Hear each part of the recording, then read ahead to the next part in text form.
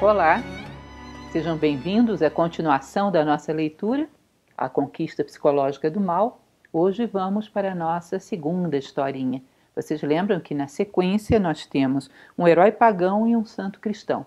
Hoje vamos falar só do primeiro episódio do herói pagão. Semana que vem prosseguimos. Temos feito palestras um pouquinho mais curtas em relação a isso, para que vocês tenham tempo de refletir um pouco mais sobre cada história e não juntar duas ou três, que torna mais complexo uma quantidade maior de informação. Espero que vocês estejam gostando desse formato. Hoje, então, vamos contar essa história que é muito bem narrada pelo nosso autor. Lembrem que estamos falando de Heinrich Simmer, que trabalha com a ideia da interpretação simbólica de contos tradicionais. E esse livro nada mais é do que isso. Uma coletânea de histórias que mostram como o ser humano lida com o lado obscuro de si mesmo, ou seja, como lidar psicologicamente com o mal, integrá-lo e saber reagir a ele.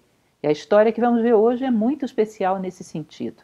É uma história de origem irlandesa. Ele nos conta de um determinado rei, dois reis míticos, que se casaram e eram especialmente virtuosos.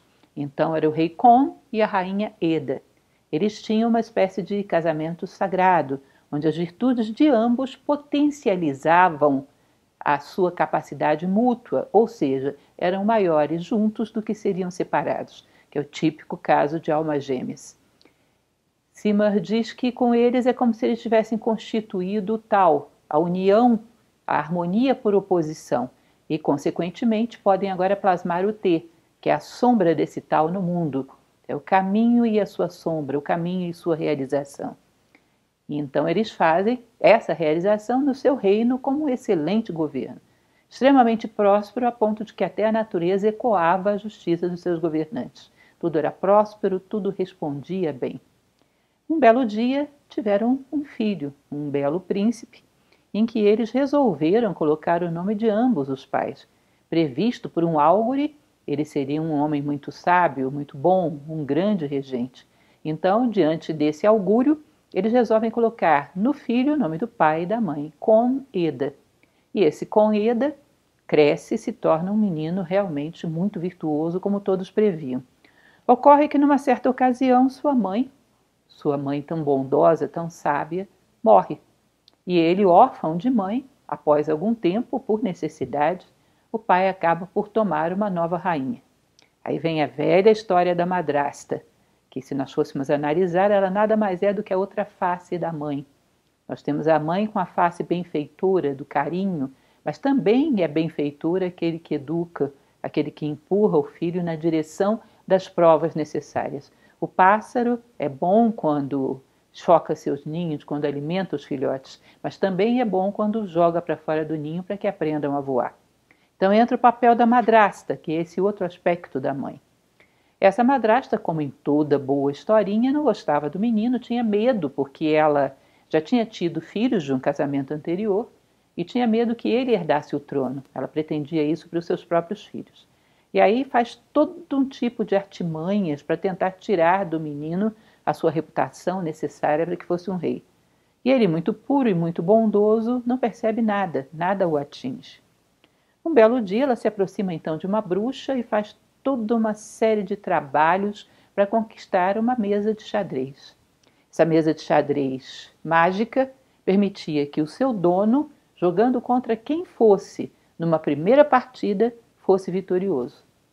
Ela convida então o seu enteado, já com a intenção de, ao derrotá-lo, exigir dele que conquistasse para ela 3 empreitadas mágicas, 3 objetos mágicos, que eram 3 maçãs de ouro, um cavalo negro e um cachorro muito especial, que eram de propriedade do rei do Reino das Fadas. Era praticamente um objetivo impossível e ela esperava que ele morresse na conquista desse objetivo. E convida o menino, e evidentemente, já um rapazinho, na primeira partida ele é derrotado. E aí ela mesma se entusiasma com uma vitória tão rápida, pede a ele para jogar mais uma partida.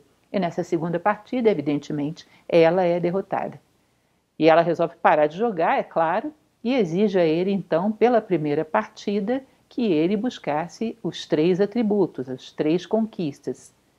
E ele, vendo-se encurralado diante disso, só aí, percebendo a maldade da sua madrasta, porque o objetivo colocado era impossível, ele diz a ela que, como contrapartida pelo fato dele ter vencido o segundo jogo, ela teria que ficar isolada no alto de uma torre, onde ela ficaria ali esperando, sujeita a sol, sujeita a vento, esperando que ele voltasse, alimentada de forma muito frugal e só descendo dali quando ele voltasse. E assim é feito. Ele tem que conquistar as 3 prendas, que de uma certa maneira são o resumo dele mesmo. Se vocês virem nas histórias tradicionais onde existe maçã, maçã normalmente está associada ao coração. Maçã de ouro está associada a um coração de ouro, ou seja, um homem extremamente virtuoso, extremamente sábio. Ele teria que conquistar isso no plano espiritual, tornar-se um homem de ouro.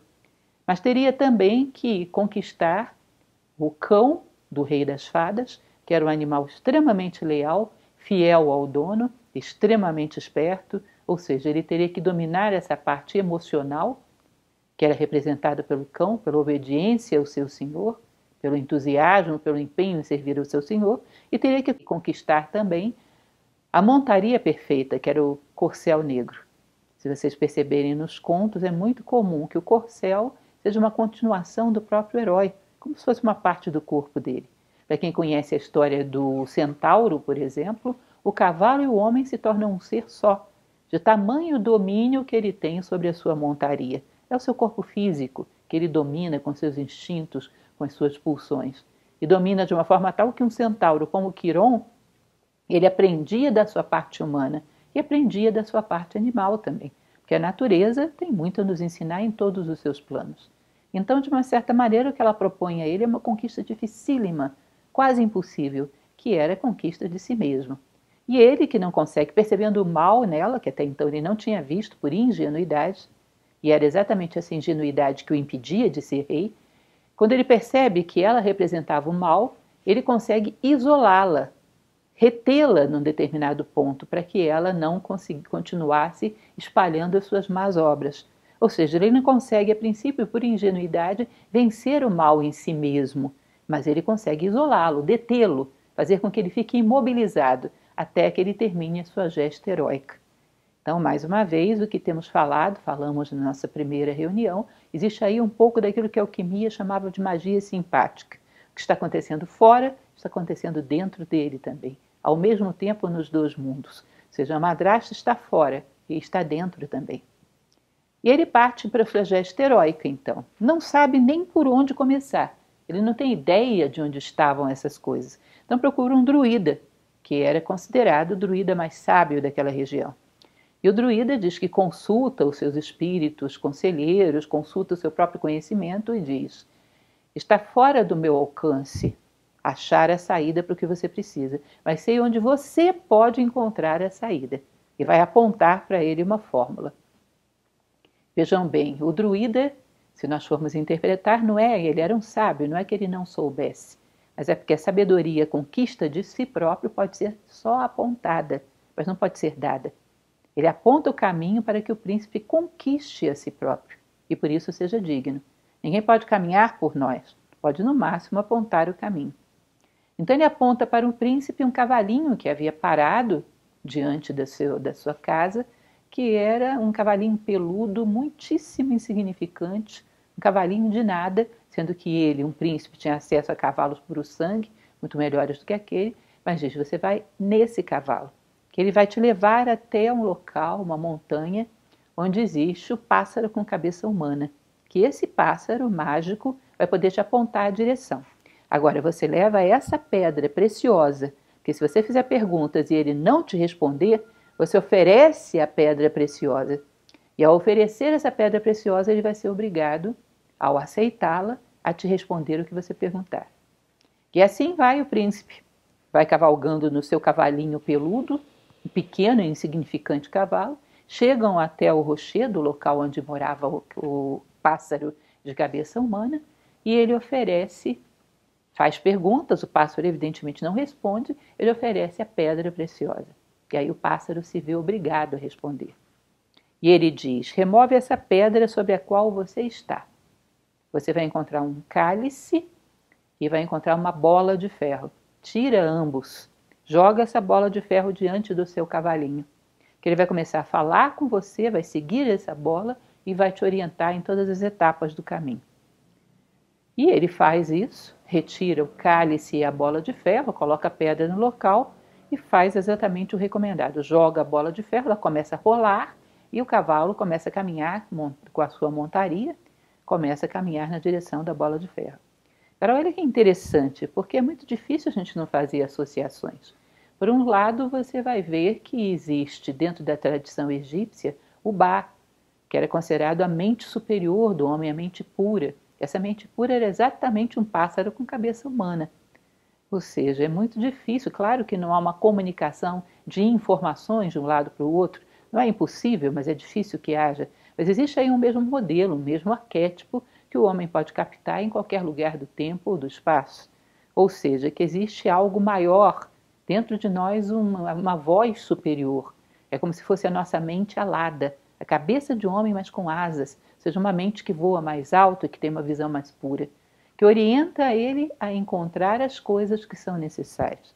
O seu eu animal precisa de um guia que o leve ao centro do mundo, ao centro de si próprio. E esse guia vai ser essa bola de ferro. Essa bola de ferro, quando solta, ela rola até a região mais central, que fica dentro do lago, que é exatamente a morada, o reino das fadas que ele pretendia encontrar, que é o reino sagrado não só fora, lembrem, mas também dentro. Essa bola rolando o levará até o centro de si próprio. E ele tem que ter a humildade necessária para deixar que o seu cavalinho o oriente. Ou seja, nesse momento, se ele for usar as suas emoções, os seus medos, os seus desejos, ou uma mente inferior, banal, tudo isso vai fazê-lo desviar do caminho. Os instintos educados do seu cavalinho são capazes de seguir o curso das forças da vida, encontrar o curso das forças da vida. E se ele for capaz de ouvir, ele pode chegar ao seu ponto, ao seu alvo tão buscado, que é o reino das fadas. E ele faz isso. Então joga a bola de ferro, ela começa a rolar e o seu cavalinho vai atrás dela, procurando a região mais baixa e mais central, ou seja, procurando a si próprio, o seu centro. E ele vai atrás. O cavalo vai atrás, com ele montado, até que chega numa certa região, ele mergulha dentro de um lago. E o cavalo se detém por 1 minuto, pede que ele se prepare, porque eles continuariam a partir dali. E eles mergulham dentro d'água, como se estivessem em outro ambiente, perfeitamente respirável, só um outro ambiente com uma luminosidade um pouco diferente, mas um mundo como outro qualquer, debaixo da água. Ele vai seguindo, até que em determinado momento a bola passa por uma região onde haviam 3 serpentes ferozes, terríveis, com os dentes para fora. E o cavalinho para e diz a ele: olha, pegue dentro da minha orelha, você vai encontrar 2 coisas escondidas dentro da minha orelha. Uma cesta e um vidro com um determinado medicamento mágico. O tônico, o bálsamo, cura tudo. Guarda essas 2 coisas com você. Olha que interessante isso, porque de uma certa maneira é o corpo físico dele que fala. São os seus instintos, os seus reflexos, que naquele momento, guiados pela mente superior, que é o pássaro com cabeça humana, vão procurando o ponto onde ele poderá transcender e se tornar um legítimo ser humano digno de reinar sobre si mesmo. Mas ele tem acumulado em si, nos seus ouvidos, que indica que foram coisas que ele ouviu pela vida fora, os ensinamentos recebidos, as tradições recebidas, e isso são joias que vão protegê-los do que vem aí para frente. Ou seja, aquilo que está guardado nos seus ouvidos é a sabedoria acumulada pelo corpo, na memória, no cérebro, ao longo de toda a vida. E essa sabedoria acumulada agora é o medicamento que ele necessita. E aí, quando eles se aproximam das serpentes, o cavalinho diz: olha, a cesta que você tirou do meu ouvido, abre, tem 3 nacos de carne. Você tem que arremessar um pedaço na boca de cada serpente, e elas vão nos deixar passar. Tem que ser certeiro, você não pode errar. Um pedaço de carne na boca de cada serpente, e elas vão nos deixar passar. E ele faz exatamente isso, e é certeiro na pontaria, acerta os pedaços de carne na boca de cada serpente, e elas dão passagem. E eles continuam no seu caminho. Vejam, também é impossível a gente não fazer associações. Para quem conhece um pouco da história de Osíris no Egito, chega um determinado momento que ele se dirige ao Amente e o crocodilo, Sobek, pede a ele sua perna.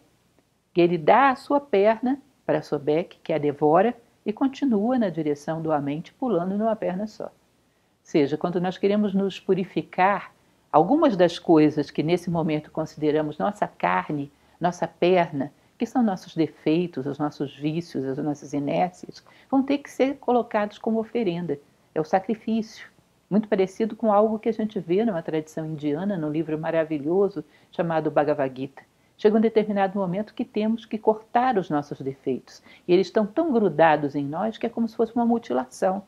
Cortar uma vaidade, um orgulho, uma debilidade, é como se você estivesse se mutilando, cortando um braço. Isso dói, mas é o sacrifício necessário para quem quer continuar subindo. Ou seja, a carne que ele lança é um pouco da sua própria carne. É algo que está guardado e separado, é necessário que seja sacrificado naquele momento. Ele deixa coisas para trás, para poder, como se você subisse uma montanha, e a carga toda que está na tua mochila você não suporta mais. O peso está muito grande, e alguma coisa tem que ser sacrificada ali, para que você possa continuar subindo. Feito esse sacrifício, o cavalinho continua com ele nas costas, até que eles chegam à beira de um precipício onde havia uma montanha em chamas, uma montanha inteira do outro lado em chamas. E o cavalo diz: olha, agora é necessário que a gente atravesse essa montanha. Você segura bem na montaria e não solta de forma alguma. E o cavalo voa por cima daquela montanha e chega até o outro lado. Do outro lado ele pergunta ao príncipe: você ainda está vivo e montado em mim? E ele: sim, estou, mas bastante chamuscado. Aí o cavalo diz: pega então aquele vidrinho que eu te dei, que é o bálsamo cura tudo, pegue um pouco, a metade desse bálsamo e passe sobre você. E ele faz isso e a cura se dá imediatamente. Ele se torna totalmente, sua pele totalmente íntegra, como antes. E os dois continuam caminhando. É interessante porque é como se ele tivesse passado por aí num batismo, percebam. Ele foi batizado pela água e pelo fogo, ou seja, o batismo de água e o batismo do Espírito. E passa além dos dois. E toda a sabedoria que ele armazenou, que está simbolizada por esse unguento, é capaz de cicatrizar as feridas que foram geradas nesse trajeto. A sua sabedoria justifica tudo que foi vivido e faz com que ele feche as suas feridas. E continua caminhando até que chegam ao portão da cidade das fadas. Aí é a prova mais difícil. O cavalinho chega para ele e diz: olha, você está vendo que ali existe um portal. Se você descer de mim e passar por ali, eles vão te deter, talvez até te matem. Você não vai entrar.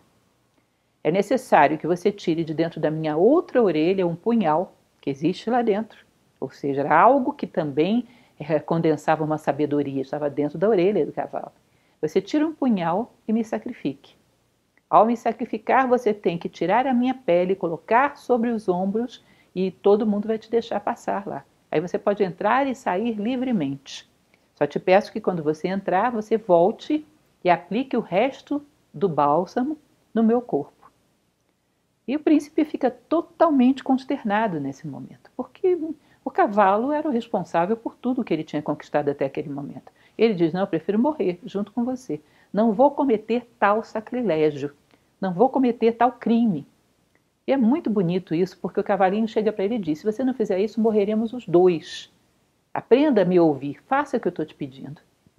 Isso me lembra muito uma passagem daquele livro que acabei de falar para vocês, o Bhagavad Gita hindu, onde um príncipe que tinha que combater um exército é levado por Krishna para o meio dos dois exércitos, para tocar a sua trombeta e começar a guerra, e o príncipe, no caso, que era Arjuna, começa a chorar pelos parentes que ele não queria matar. Matar, para essas tradições, para uma visão mítica, simbólica, não é eliminar. Você não vai ver uma tradição que acredite que a morte seja eliminação. A morte é transmutação, é renascimento num outro nível, num outro local, para continuar caminhando em outras condições.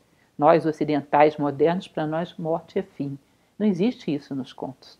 Era necessário que ele matasse um patamar de consciência para renascer no outro. É morrendo que se nasce para a vida eterna. Então ele acaba sendo convencido pelo cavalinho. Mata, retira a pele dele com muito pesar, as lágrimas, passa uma noite inteira chorando ali ao lado daquele cavalo. No dia seguinte, quando raia o dia, ele coloca a pele sobre os seus ombros, como Hércules fez com o leão de Nemeia, E aquela força e aquela energia daquela pele ficam impregnados nele. E ele vai lá e atravessa esse portão. Quando atravessa, lembra do pedido do cavalo e volta. Ao voltar, pega o resto do unguento, passa sobre aquele corpo escalpelado do cavalo e automaticamente acontece uma transmutação. Ele vai vendo que aquele resto de um cavalo morto se torna um belíssimo príncipe. Esse belo príncipe diz que era irmão do rei da cidade das fadas, que havia sido aprisionado pelo druida e que só ele poderia libertá-lo. Quando ele se tornasse a montaria de um príncipe humano, ele poderia ser libertado. E que então, naquele momento, ele agradecia muito porque todos na cidade das fadas esperavam por ele e ele o tinha libertado. Entram, ele é muito bem recebido e ali permanece por quase um ano, que era o tempo que ele tinha para conquistar os seus objetivos, voltar e dar a resposta à sua madrasta. Os moradores daquele reino pedem que ele fique com eles até quase o final do prazo. E ali, muito facilmente, ele é presenteado com as coisas que faltavam, que eram as maçãs de ouro, as 3 maçãs de ouro, que ele já tinha conquistado dentro de si. Portanto, o que estava sendo dado fora era meramente um troféu, um reconhecimento. O cão de caça, que ele precisava conquistar, que ele também já tinha aprendido a caçar dentro de si o melhor. Portanto, ele merecia, aquilo era um reconhecimento. E o cavalo, puro sangue, que poderia transportá-lo, que ele também já tinha conquistado o domínio da sua montaria. E agora ela se torna muito, não é um cavalinho pequeno e peludo, agora é um puro sangue. Isso me lembra um pouco o mito do rei Arthur, quando Uther retira Excalibur das águas do lago. Na verdade, ele já havia logrado Excalibur dentro de si, e aquele é um reconhecimento externo. É um símbolo daquilo que ele já fez, ao vencer, dominar e unir todos os reinos da Bretanha. Então o príncipe também recebe essas 3 prendas como um reconhecimento do trabalho interno que ele já teria feito. Ele não poderia tomá-la se não fosse digno dela. Agora percebam que ele já havia conquistado o domínio da sua montaria, o domínio das suas emoções para confrontar todos os perigos do caminho sem perder a confiança, e agora tinha se transmutado ele mesmo, porque o príncipe do reino das fadas nada mais é do que um alter ego, é ele mesmo, num plano espiritual. Então os 3 mundos, o espiritual, o emocional, o físico, os 3 mundos se unem aí em harmonia. E agora ele é um homem preparado para reinar, porque sabe como lidar com as sombras dentro. Portanto, pode atuar quando elas surgirem fora. Senão ele, indefeso, deixaria o reino igualmente indefeso. Agora ele reina sobre si próprio. Portanto, é um governante em potencial. Ninguém pode governar a ninguém se não governa a si próprio. Então, depois disso, ele prossegue, volta para casa e quando ele chega, ele encontra então a rainha no lugar que ele tinha deixado, lá no alto da torre. Ela, quando já estava muito perto, porque o prazo que ela tinha que esperar era 1 ano e 1 dia. O prazo estava perto de se esgotar, ela estava esperançosa de que ele não voltasse. Quando ela vê ele surgindo no cavalo e trazendo o cachorro no horizonte, ela se desespera e se atira do alto da torre. Ou seja, sem que ele fizesse nada, por ter vencido e subjugado o mal dentro, ele vence e subjuga o mal fora. Não era necessário fazer nada, a vitória já tinha sido conquistada. Ele se aproxima, então narra tudo ao seu pai, que fica horrorizado pelo que a sua esposa tinha feito. Ele se torna um excelente rei e reina naquelas terras por muitos anos. Enterra as maçãs de ouro, isso é interessante, e ao enterrar essas maçãs de ouro, elas se reproduzem, se multiplicam. Ou seja, esse coração de ouro que ele conquistou se torna um exemplo e faz com que a terra se torne fértil para gerar outros corações de ouro. As maçãs são frutíferas, assim como o seu reinado, e todos são felizes para sempre. Bem, algumas das observações que Sirmer faz, além daquelas que eu já passei ao longo da história, que são muito interessantes, ele vai dizer que o príncipe ignora as forças do mal e por isso é frágil. Ele necessitava saber que todo ser humano, como diria Platão, é uma mistura de um e do outro, uma mistura de luz e sombra, e tinha que aprender a lidar com as suas próprias sombras, porque ao subjugá-las ele teria poder sobre as sombras do lado de fora. Portanto, se torna um verdadeiro redentor. Um redentor digamos assim, da inexperiência, da ingenuidade, da insegurança do seu povo. Faz com que cada um possa aprender a fazer o mesmo. Mas ele primeiro necessitava vencer em si próprio. E para isso ele precipita as provas. A madrasta, então, vai fazer com que ele se lance a essa aventura um pouco louca, para a qual ele não se sente preparado, e ele vai se lançar. Vocês percebem que ele é endossado por todos os elementos, é desafiado e endossado por todos os elementos. Ou seja, ele enfrenta a água, ele enfrenta o fogo, e Seymour diz que, de uma certa maneira, a água condensa junto consigo a terra, que são os elementos mais densos, enquanto que o fogo condensa junto consigo o ar, que são os elementos mais sutis. Ao vencer a água e vencer o fogo, ele os integra dentro de si. Não só eles, mas também o ar e também a terra. Ou seja, ele domina os 4 elementos, é senhor de si mesmo. Esse é o batismo nas águas, batismo no fogo. Batismo 2 vezes nascido, como se diz no Egito. É aquele que por 2 vezes venceu os elementos da terra e do céu e os unificou dentro de si. Logrou, assim como seu pai e sua mãe, o tal, a harmonia por oposição. Seu próprio nome é uma junção do nome do pai e o nome da mãe, que já prevê a sua saga de harmonia de todos os fatores da Terra. Continuando, ele vai dizer que o homem que não consegue confrontar essas sombras, conhecê-las, dominá-las, estabelecer um controle sobre elas, ao se lançar com ingenuidade sobre as sombras, ele vai redundar em 2 consequências bastante nocivas, que seria a descrença na possibilidade do ser humano de ser um ser humano melhor, ou a impotência de se sentir totalmente impossibilitado de lançar-se contra essas forças. Ou seja, ou ele acredita que elas são invencíveis, ou ele duvida que ele seja capaz de vencê-las. E que essas 2 coisas são nada mais do que um sintoma psicológico de um homem derrotado pelo mal. Ao invés de encontrar o caminho para superá-lo, ou ele se desencanta e acredita ser invencível à adversidade, ou ele desenvolve um complexo onde passa a duvidar de si próprio como um ser capaz de se sobrepor a essas sombras. E um príncipe não poderia ser assim. E percebam que todos nós fomos destinados a reinar sobre os 4 elementos, reinarmos sobre nós mesmos, sermos senhores do nosso próprio reino, sermos capazes de manter o controle sobre as sombras. Bom, continuando, é muito interessante também, se vocês virem, tem um outro livro que já comentei uma ocasião com vocês, que é A Luz do Caminho, a humildade que foi pedida a ele, de não só saber submeter esses elementos, mas também saber o que cada um deles teria a lhe ensinar. Se não fosse a voz da natureza bruta, representada pela bola de ferro, pelo seu cavalinho tão simples, se ele não soubesse aprender dessas coisas, não teria ferramentas para superar as suas provas.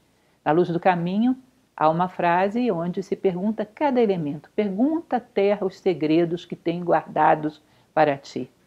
Ou seja, ele não elimina, não submete simplesmente as forças. Ele aprende com elas e ele ouve a voz dessas forças. Assim como o centauro Quiron ouvia da sua parte cavalo, ouvia da sua parte humana. Assim como Odin, o grande deus da mitologia nórdica, era grande porque ouvia tudo o que todos tinham a ensinar a ele. Ele integra todas essas coisas. Ele submete, mas não elimina. É um pouco como a obra em negro dos alquimistas. Mergulha nas sombras, reconhece tudo que vive aí, submete, não elimina. A obra em branco nada mais é do que uma domesticação das nossas sombras. A superação de ser um joguete na mão delas. Agora poder dominá-las. Bom, um ano, que é a história que é colocado, o prazo que é dado para ele, representa um ciclo completo de vida. Vocês vão ver isso em várias tradições. No Bardo Todol são 49 dias, em outras tradições são 40 dias, são 10.000 anos em outras tradições. É uma representação de um ciclo de vida.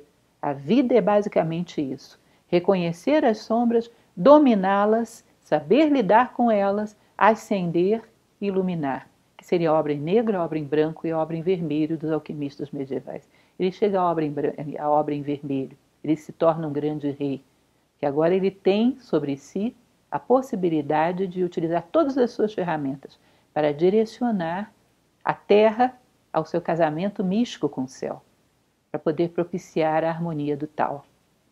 E por fim, Zimmer vai dizer que a única forma de lidar com o mal fora é, em primeiro lugar, reconhecendo e submetendo-o dentro, que é uma verdade. E ele vai dizer também que é muito comum de várias tradições que a gesta heróica, a ação de algum herói, seja destinada a libertar algum ser divino. E que, no fundo, isso é o que acontece conosco. A nossa gesta heróica, a nossa aventura é destinada a libertar um ser divino que vive aprisionado dentro de nós. Enquanto não soubermos encontrar as chaves dessa cela, não libertaremos esse ser divino que vive em nós. Portanto, é uma história bastante representativa. Chama a atenção de vocês porque uma mensagem moral comum não precisaria de tantos elementos. É que o próprio Zimmer disse quando falamos lá das babuchas. Pela quantidade de elementos e de detalhes, você percebe que ali existe uma via crucis que está mostrando a nossa própria trajetória, em direção a reinar sobre nós mesmos e podermos governar a nossa vida na direção de cumprir o nosso papel, gerar maçãs de ouro, gerar corações puros, gerar uma obra digna no mundo. Criar em nós o poder de sermos plenamente humanos e, através do nosso exemplo, inspirar isso aos demais. Isso é uma verdadeira gesta heróica, que liberta o ser divino que vive dentro de nós. Hoje ficamos por aqui e eu espero que vocês estejam acompanhando com a leitura e que a gente possa se divertir bastante com isso e aprender também. Muito obrigada.